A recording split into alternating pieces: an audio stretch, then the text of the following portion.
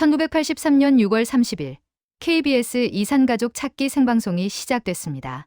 우리는 TV로 봤지만 북한에서는 이 방송을 들었다는 이유만으로 정치범 수용소에 갈 수 있었습니다. 그런데 함경북도 청진의 한 다락방에서 17세 소년이 목숨을 걸고 라디오를 켰습니다.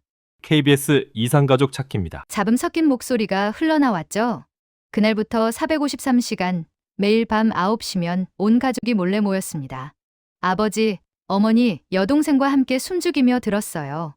아버지, 어머니, 울부짖는 사람들, 30년 만에 만나는 가족들. 라디오 너머로 들려오는 그 목소리들이 소년의 마음에 작은 씨앗을 심었습니다. 자유를 향한 씨앗이었죠. 저는 그 방송 때문에 탈북했습니다. 453시간이 제 인생을 바꿨어요.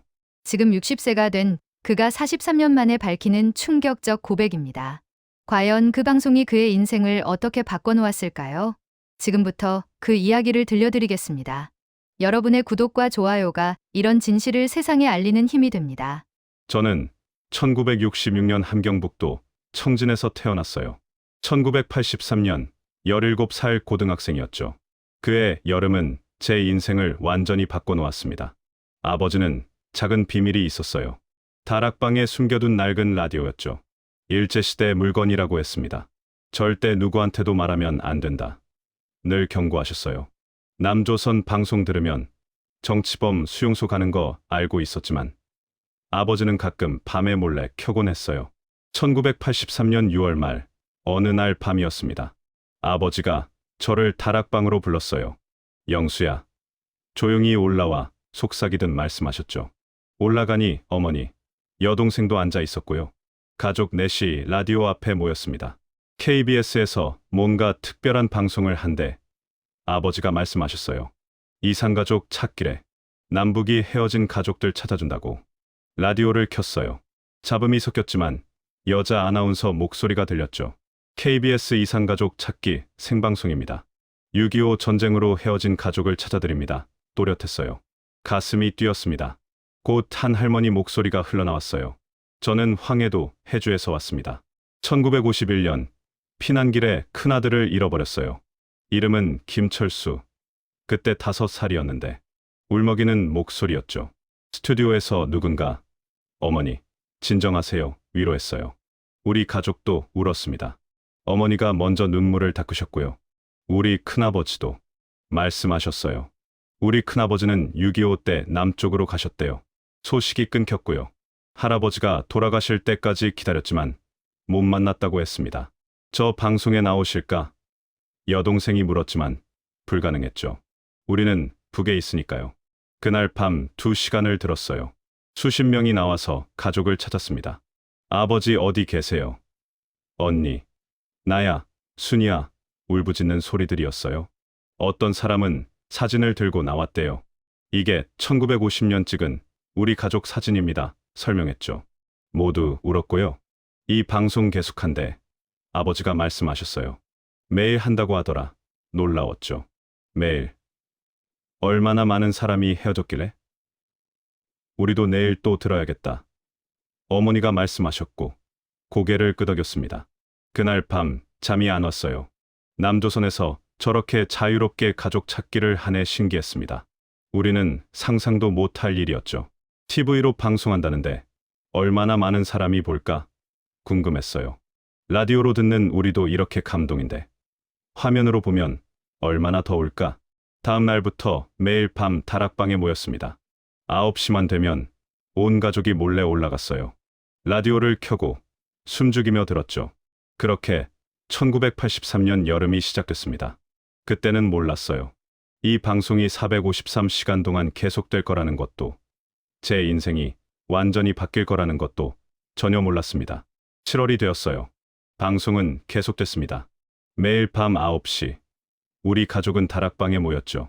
처음엔 2시간씩 들었는데, 나중엔 자정까지 들었어요. 학교 가야 하는데도 못 끊었습니다. 오늘도 수백 명이 나왔대요. 아나운서가 말했어요. 지금 KBS 앞에 1000명이 넘게 줄 서 있습니다. 놀라웠죠. 1000명이요. 방송 나가려고 사흘 밤을 샜다는 분도 계십니다. 얼마나 간절하면 그럴까요? 어느 날 밤, 할아버지 한 분이 나오셨어요. 저는 75입니다. 1950년 흥남 철수 때 아들을 잃어버렸어요. 그때 3살이었는데 떨리는 목소리였습니다. 33년 찾았어요. 죽기 전에 한 번만 보고 싶습니다. 울부짖으셨죠. 스튜디오가 조용해졌어요. 모두 울고 있는 게 느껴졌습니다. 10분 후 전화가 왔대요. 할아버지, 저예요. 아들이에요. 젊은 남자 목소리였죠. 아버지, 저 기억나세요? 흥남 부두에서 헤어졌잖아요. 철수야?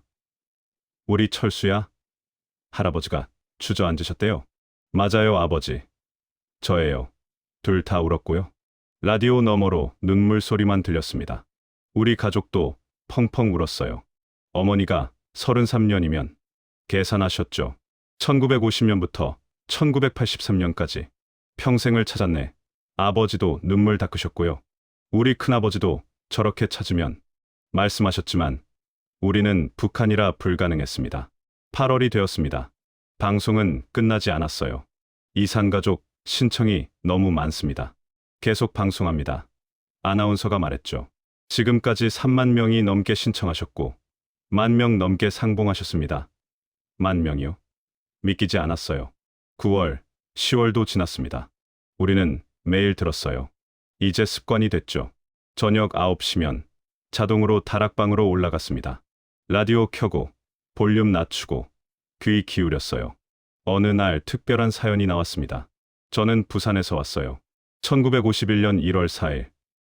그러니까 일사 후퇴 때 어머니와 헤어졌습니다. 중년 남자 목소리였어요. 어머니가 제 손을 놓치셨어요. 사람들에 떠밀려서. 저는 7살이었고요. 그날 이후 못 봤습니다. 오열했죠. 1시간 후 전화가 왔대요. 아드님, 엄마예요. 할머니 목소리였습니다. 서울서 보고 있어요. 우리 아들 맞아요. 어머니, 남자가 소리쳤죠. 32년이 넘었어요. 32년, 둘 다 말을 못했습니다. 그냥 울었어요. 우리 가족은 매번 울었어요. 여동생은 왜 전쟁이 났을까? 물었고요. 왜 이렇게 많은 사람이 헤어져야 했어? 대답할 수 없었죠. 아버지는 전쟁은 나쁜 거야. 가족을 갈라놓아 말씀하셨고, 우리는 다시는 전쟁하면 안 돼. 덧붙이셨습니다. 11월 중순이 되었어요. 오늘로 이산가족 찾기 방송을 마칩니다. 아나운서가 말했습니다. 6월 30일부터 11월 14일까지 총 453시간 45분 동안 방송했습니다. 453시간이요. 거의 20날을 밤낮으로 방송한 거네요. 10만 명이 넘게 신청하셨고 5만 명 넘게 상봉하셨습니다. 5만 명. 숨이 막혔습니다. 마지막 방송이 끝났어요. 라디오를 껐습니다. 다락방이 조용했죠. 이제 끝났구나. 어머니가 말씀하셨고 모두 말이 없었습니다. 4개월 반 동안 매일 밤 들었던 방송, 이제 끝이었어요. 허전했습니다. 하지만 뭔가 변한 게 있었어요. 제 마음속에 말이죠. 방송이 끝나고 일상으로 돌아왔어요. 학교 가고, 집에 오고, 숙제하고요. 하지만 뭔가 달랐습니다. 저만 그런 게 아니었어요. 가족 모두 그랬죠. 어느 날 저녁 식사 중이었습니다. 남조선이 생각보다 괜찮은 것 같아 아버지가 조용히 말씀하셨어요. 깜짝 놀랐죠. 우리는 늘 남조선은 지옥이라고 배웠거든요. 453시간을 방송할 수 있다는 건 뭔가 다른 거지. 아버지가 계속 말씀하셨습니다. 자유가 있나 봐. 어머니도 고개를 끄덕이셨어요. 그렇게 많은 사람이 가족 찾으러 나온다는 건 말할 자유가 있다는 거잖아. 맞는 말씀이었죠. 여기 북한에서는 상상도 못할 일이에요. 우리는 이산가족 얘기도 함부로 못하는데. 저도 말했습니다. 그 후로 가족 대화가 바뀌었어요. 조심스럽게, 아주 조심스럽게요. 집에서만 목소리 낮춰서 말했죠. 남조선이 정말 지옥일까? 아닐지도 몰라. 그럼 우리가 배운 게 거짓말? 말하면 안 되는 질문들이었습니다. 하지만 멈출 수 없었어요. 고등학교를 졸업했어요. 1985년 19살이 됐죠.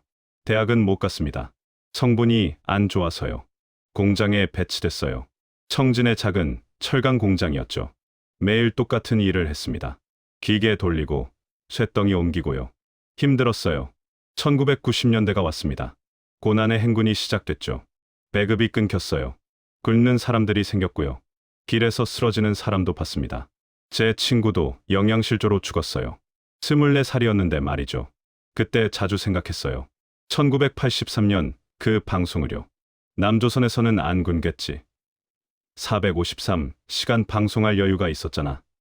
우리는 밥도 못 먹는데. 비교가 됐습니다. 배운 건 남조선이 지옥이라는 거였는데 우리가 지옥 같았어요. 2000년대가 됐어요. 장마당이 생겼죠. 저도 부업으로 장사를 시작했습니다. 중국 물건을 팔았어요. 그러다 중국 사람을 만났죠. 한국 어때요? 조심스럽게 물었습니다. 잘 살아. 엄청 잘 살아. 북한하고는 비교가 안 돼. 대답이 충격이었어요. 진짜요? 진짜지. TV 보면 알잖아. 한국 드라마 USB도 구했어요. 몰래 봤죠. 깨끗한 집, 냉장고 가득한 음식, 자유롭게 걷는 사람들이 나왔습니다. 이게 진짜야? 믿기지 않았어요. 하지만 거짓말 같지 않았죠. 너무 자연스러웠거든요. 2010년이 되었습니다. 44세가 됐어요. 결혼도 못했고요. 가난했으니까요. 늙어가는 게 느껴졌습니다.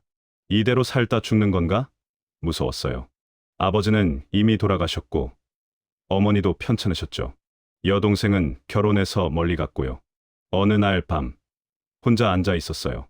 문득 1983년이 떠올랐습니다. 다락방에서 라디오 들었던 날들. 아버지, 어머니, 울부짖던 사람들. 30년 만에 만난 가족들요. 나도 그런 자유가 있는 곳에서 살고 싶다. 처음으로 분명히 생각했어요. 그날부터 계획을 세우기 시작했습니다. 탈북이요. 위험한 거 알았어요. 잡히면 정치범 수용소, 아니면 총살이죠. 하지만 여기 남아도 천천히 죽는 거였습니다. 가자. 남조선으로 가자. 1983년 그 방송하던 곳으로 결심했어요. 씨앗이 자란 겁니다. 1983년 여름, 17살 소년의 마음에 심어진 작은 씨앗이요. 27년 동안 자라서 이제 나무가 됐어요. 자유를 향한 나무 말이죠. 2011년부터 준비했어요. 돈을 모았죠. 장마당에서 더 열심히 장사했습니다. 중국 물건 팔고, 담배 팔고, 뭐든 팔았어요. 2년 동안 모았습니다. 많진 않았지만 브로커 줄 돈은 됐죠. 브로커를 알아봤어요.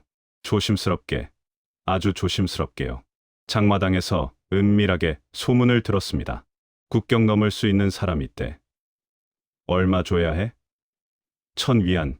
비쌌지만 어쩔 수 없었죠. 어머니한테 말씀드렸어요. 2013년 봄이었습니다. 어머니, 저 남조선 갈래요. 조용히 말씀드렸죠. 어머니가 놀라셨어요. 뭐? 남조선? 네.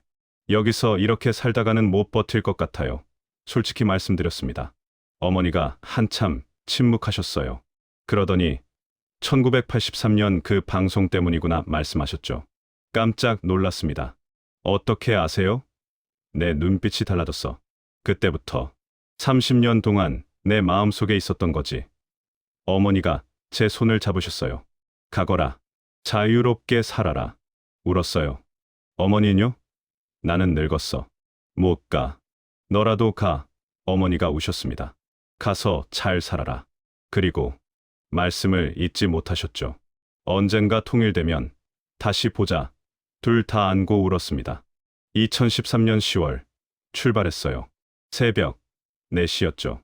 어머니와 작별했습니다. 어머니, 건강하세요. 너도 짧게 말씀하셨어요. 더 말하면 못 갈 것 같았거든요. 집을 나섰습니다. 뒤돌아보니 어머니가 서 계셨어요. 손 흔들어드리고 돌아섰죠. 브로커를 만났습니다.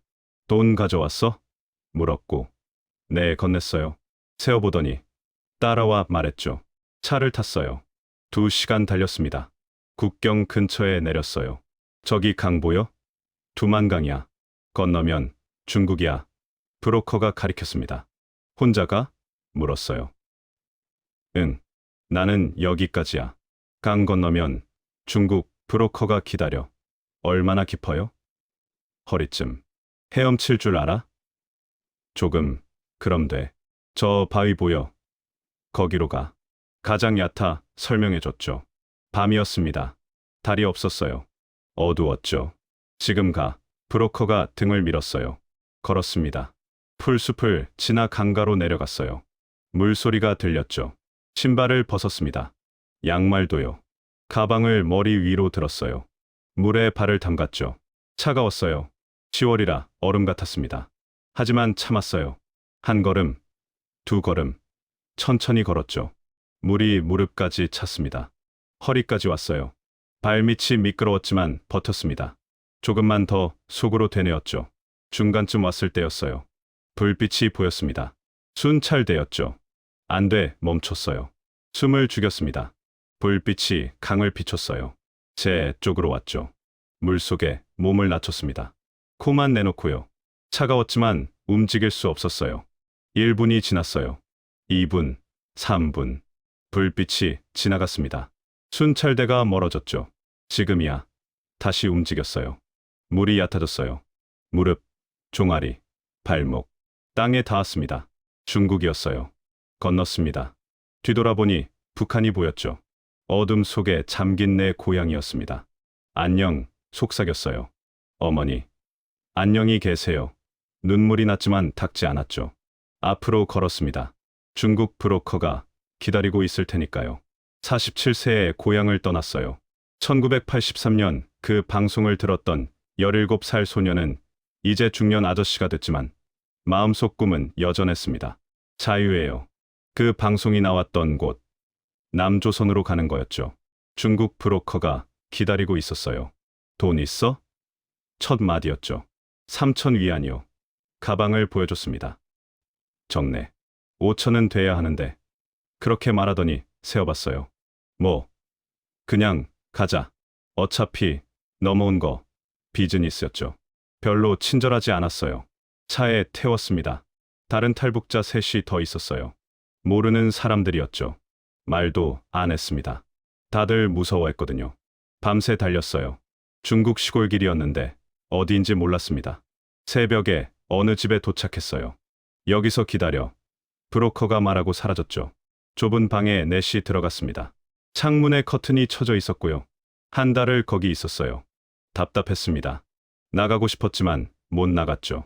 공안 순찰 돈다. 나가면 죽어. 브로커가 경고했거든요. 밥은 하루 2끼 줬어요. 중국 음식이었는데 맛없었죠. 하지만 먹어야 했습니다. 다른 탈북자들이랑 조금씩 얘기했어요. 다들 힘들게 왔더라고요. 한 분은 가족이 북송됐대요. 잡히면 끝이야. 무서운 얘기만 들었습니다. 어느 날 브로커가 왔어요. 오늘 밤 움직인다 말했죠. 어디로요? 베이징. 짧게 대답했습니다.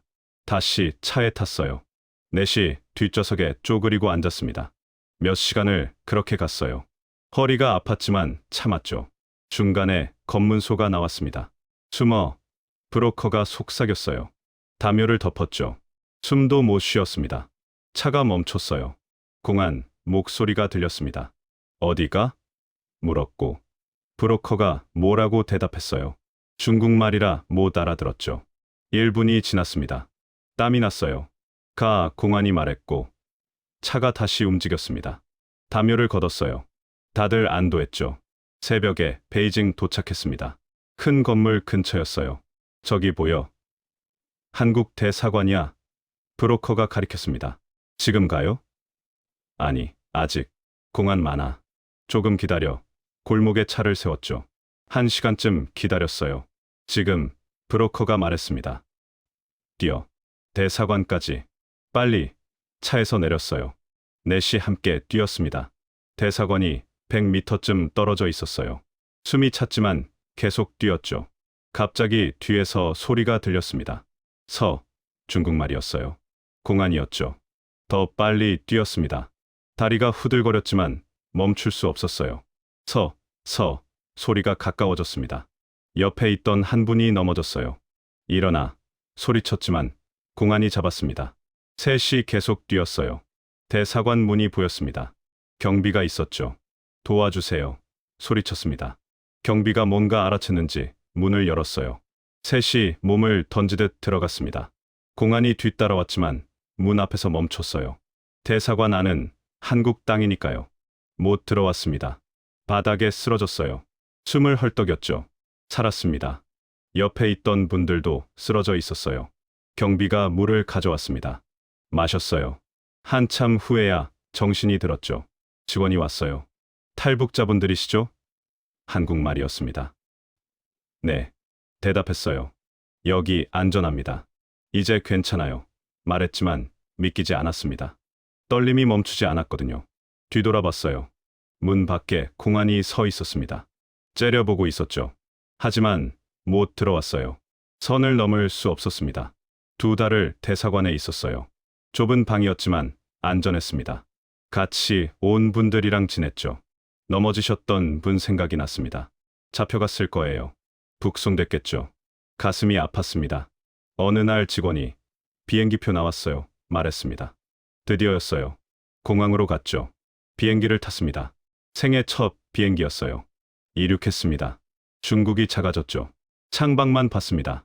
2시간쯤 지났을까요? 비행기가 내려가기 시작했습니다.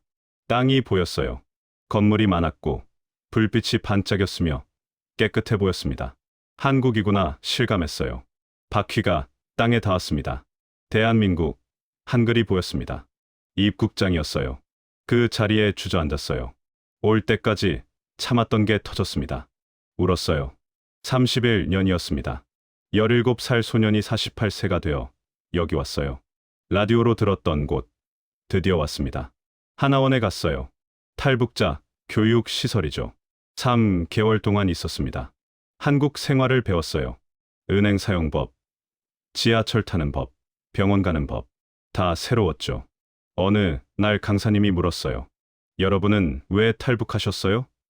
한 명씩 대답했습니다. 자유 때문에 먹고 살려고. 가족 따라서 다들 이유가 있었죠. 제 차례가 왔어요.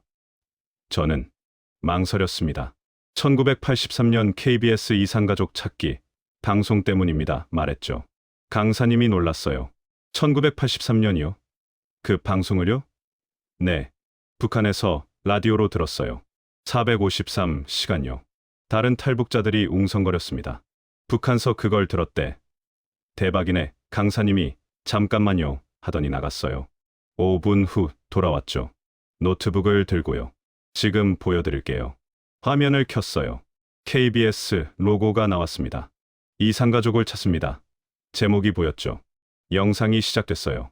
1983년 6월 30일 첫 방송이었습니다. 흑백 화면이었어요. 한 아나운서가 나왔죠. 안녕하십니까.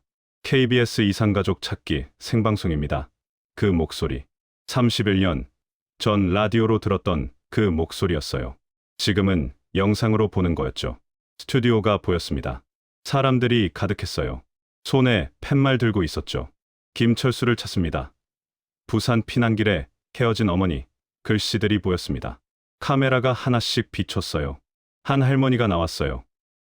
저는 1951년 일사 후퇴 때 울먹이는 목소리였죠. 라디오로 들었던 그 할머니였습니다. 이제 얼굴을 볼 수 있었어요. 주름 가득한 얼굴, 눈물 흘리는 모습, 가슴이 먹먹했죠. 열분 후 전화가 왔어요. 어머니, 저예요. 젊은 남자 목소리였습니다. 할머니가 주저앉았어요. 카메라가 흔들렸죠. 스튜디오가 울음바다였습니다. 화면으로 보니 더 생생했어요. 저도 울었어요. 옆에 있던 탈북자들도 울었습니다. 강사님도 눈물 닦았어요. 이걸 북한에서 들으셨다니 말했죠. 네. 우리 가족 넷이 다락방에서요. 매일 밤이요. 영상이 이어졌어요. 수십 명이 나와서 가족을 찾았습니다. 울고, 안고, 기뻐하고. 31년 전 라디오로 들었던 장면들이 지금 눈앞에 있었어요. 이걸 그때 봤으면 생각했죠. 하지만 지금이라도 볼 수 있어서 감사했습니다. 1시간 영상을 봤어요. 끝나고 강사님이 말했습니다. 이 방송 때문에 탈북하신 분은 처음이에요. 정말요? 네. 대단하세요. 31년을 기다리셨네요. 고개를 끄덕였죠. 기다린 게 아니에요. 준비한 거예요. 그날 밤 잠이 안 왔어요. 침대에 누워 생각했습니다. 1983년 여름, 17살 소년이 다락방에서 라디오를 들었어요. 453시간 동안요. 그 소년은 지금 48세 중년이 됐고 한국 땅에 와 있었습니다. 그리고 드디어 그 방송을 영상으로 봤어요. 아버지. 속으로 불렀습니다. 돌아가신 아버지요. 봤어요. 영상으로 봤어요. 우리가 라디오로 듣던 거요. 사람들 얼굴도 봤고요. 눈물이 났죠. 어머니. 북한에 계신 어머니도 불렀어요. 엄마. 저 한국 와 있어요. 자유로워요. 창밖을 봤어요. 별이 보였죠. 같은 별이 북한에서도 보일 거예요. 어머니. 저 별 보세요. 저도 보고 있어요. 속삭였습니다. 언젠가 다시 만날 수 있을 거라고. 통일되면 만날 거라고 믿었어요. 3개월 교육이 끝났습니다. 2014년 6월이었죠. 사회로 나갔어요. 서울 근처 작은 원룸을 얻었습니다. 일자리도 구했고요. 새 인생이 시작됐습니다. 48세. 늦었지만 시작할 수 있어서 감사했어요. 31년 전 라디오가 준 꿈. 이제 현실이 됐으니까요. 하나원 교육이 끝나고 나왔어요. 서울 근처 원룸을 얻었죠. 작았지만 제 집이었습니다. 짐을 풀고 앉아 있는데 실감이 났어요. 여기가 한국이야. 진짜 왔어. 일자리를 구했습니다. 공장이었어요. 부품 조립하는 거였죠. 힘들었지만 괜찮았습니다. 첫 월급을 받았어요. 통장에 돈이 들어온 걸 봤습니다. 제 이름으로 된 돈이었어요. 울컥했죠. 북한에서는 평생 월급 제대로 못 받았거든요. 마트에 갔습니다. 처음이었어요. 문을 열고 들어가는데 놀랐죠. 물건이 끝없이 있었습니다. 과일, 고기, 빵, 과자, 라면, 음료수. 한참을 그냥 돌아다녔어요. 사과를 샀습니다. 5개요. 집에 와서 하나 먹었어요. 달았습니다. 너무 맛있어서 울었죠. 지하철을 탔어요. 처음 타는 거였습니다. 표 사는 법을 몰라서 한참 헤맸어요. 옆에 있던 학생이 도와드릴까요? 물었고 감사했습니다. 타고 여러 역을 다녔어요. 강남도 가고 홍대도 가고 여의도도 갔습니다. 여의도에서 내렸어요. KBS 건물을 찾아갔습니다. 앞에 섰죠. 여기야. 1983년 그 방송 나간 곳이야. 한참 서 있었습니다. 사진을 찍었어요. 아버지. 봤어요. 여기 왔어요. 속으로 말했습니다. 한국어를 배우기 시작했어요. 말투를 바꾸려고요. 북한 억양이 심하게 남아 있었거든요. 도서관에 가서 책을 빌렸습니다. 혼자 연습했어요. 합니다. 해요. 했어요. 거울 보고 따라했죠. 친구도 사귀었습니다. 공장 동료였어요. 형, 어디서 왔어요? 물었고. 북한이요. 대답했습니다. 진짜요? 놀랐지만 친하게 지냈어요. 시간이 흐르면서 조금씩 적응했습니다. 처음엔 모든 게 신기했어요. 편의점 24시간 여는 것, 택배 시키면 다음날 오는 것, 은행에서 돈 뽑는 것, 다 신기했죠. 하지만 익숙해졌습니다. 아파트로 이사했어요. 작은 원룸이지만 화장실도 있고 부엌도 있고 좋았습니다. TV를 샀어요. 밤에 뉴스를 봤습니다. 나만 뉴스였죠. 자유롭게 말하는 아나운서들이 신기했어요. 북한이랑 완전히 달랐습니다. 그러다 코로나가 왔어요. 힘든 시기였죠. 공장이 몇 달 멈췄습니다. 돈이 없어서 걱정했는데 정부에서 지원금을 줬어요. 마스크도 나눠줬고요. 나라가 국민을 챙기는구나 느꼈습니다. 북한에서는 상상도 못할 일이었거든요. 어머니, 생각이 많이 났습니다. 년이 지났지만 소식이 없었어요. 살아 계실까요? 건강하실까요? 알 수가 없었습니다. 편지를 쓸 수도 없었죠. 그냥 밤마다 창밖 보며 어머니, 저 잘 살고 있어요. 속삭였습니다. 어느 날 공장 친구가 형, 결혼 안 해요? 물었습니다. 그때 50 중반이었어요. 늦었죠. 글쎄, 망설였는데 친구가 제가 아는 분 있는데 소개해줬습니다. 탈북 여성이었어요. 저보다 10살 정도 어렸죠.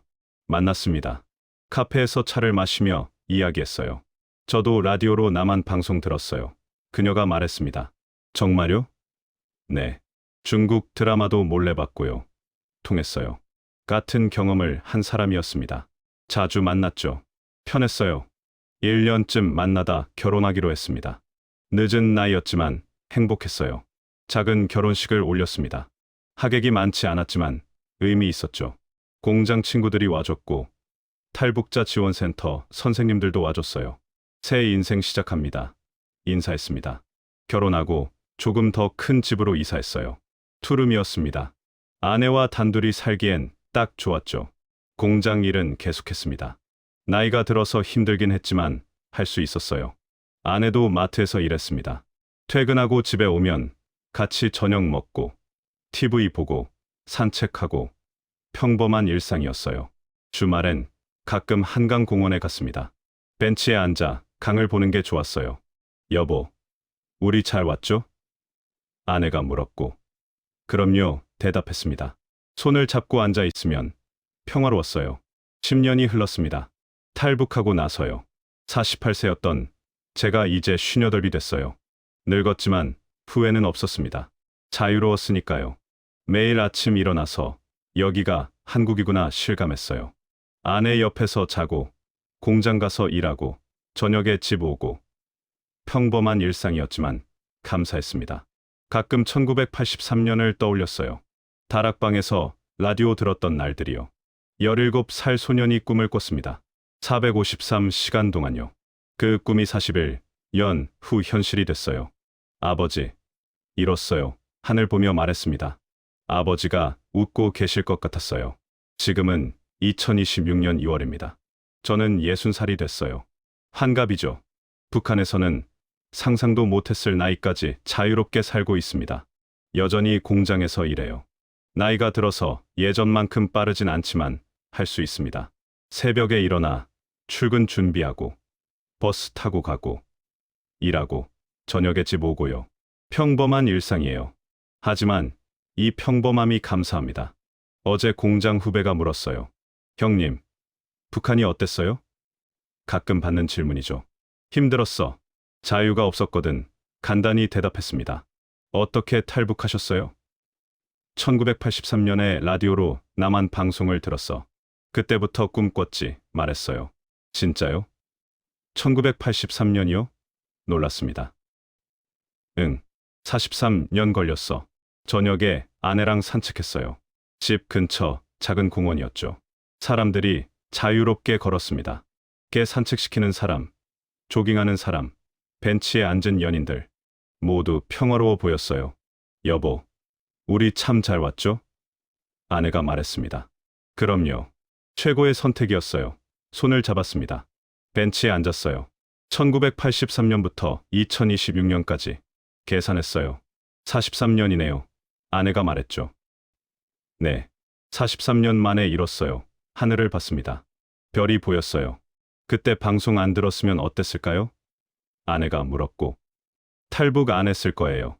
북한에서 늙다 죽었겠죠. 대답했습니다. 그럼 우리 못 만났네요. 맞아요. 서로 봤습니다. 다행이다. 집으로 돌아왔어요. TV를 켰습니다. 뉴스가 나왔죠. 북한 소식이었어요. 어머니, 생각이 났습니다. 어머니, 잘 계시죠? 속으로 물었어요. 12년째 소식이 없어요. 살아 계실까요? 건강하실까요? 모르겠습니다. 통일되면 가봐야지. 아내한테 말했어요. 북한에요? 네.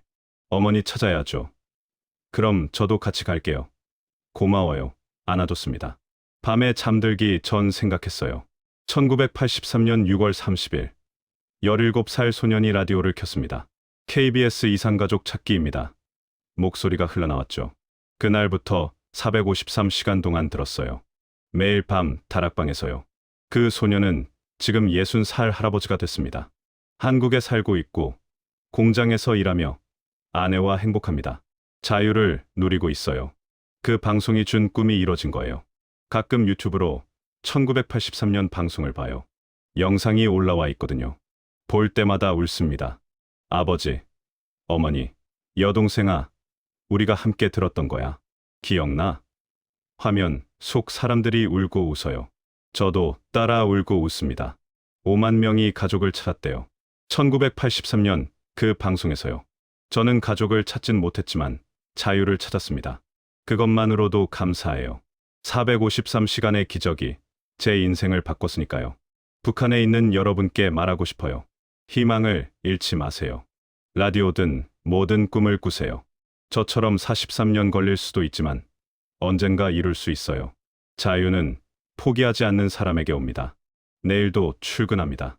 새벽에 일어나서 버스 타고 공장 가서 일하고 집 와서 아내랑 저녁 먹고 TV 보고 잘 거예요. 평범한 하루입니다. 60살 늦었지만 행복합니다. 1983년 그 방송이 있어서 453시간이 있어서 지금 제가 여기 있습니다. 감사합니다.